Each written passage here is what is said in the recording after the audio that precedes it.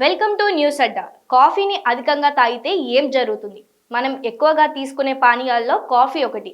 అలసట నుండి బయటపడటానికి, శరీరానికి ఉత్తేజాన్ని ఇవ్వడానికి కాఫీ ఎంతో సహాయపడుతుంది.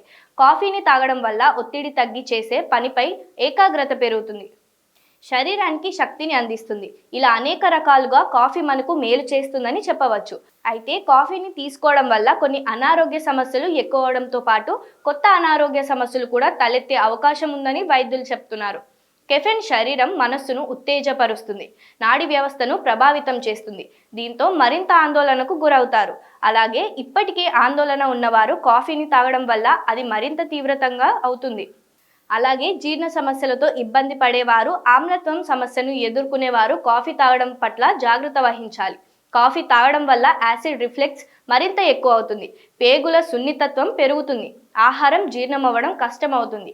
జీర్ణ వ్యవస్థతో మొత్తం శరీర ఆరోగ్యం అనుసంధానమై ఉంటుంది కనుక మొత్తం ఆరోగ్యం ప్రభావితం అవుతుంది. అదేవిధంగా గర్భిణీలు కూడా కాఫీని తీసుకోకపోవడమే మంచిదని వైద్యులు చెప్తున్నారు. ఇక అధిక రక్తపోటు, గుండె సమస్యలతో బాధపడేవారు కూడా కాఫీని తీసుకోకపోవడమే మంచిదని వైద్యులు చెప్తున్నారు. కాఫీ తాగడం వల్ల రక్తపోటు మరింత పెరుగుతుంది. కెఫెన్ అడ్రినల్ విడుదలను ప్రేరేపిస్తుంది. ఇది గుండె మరింత వేగంగా కొట్టుకునేలా చేస్తుంది.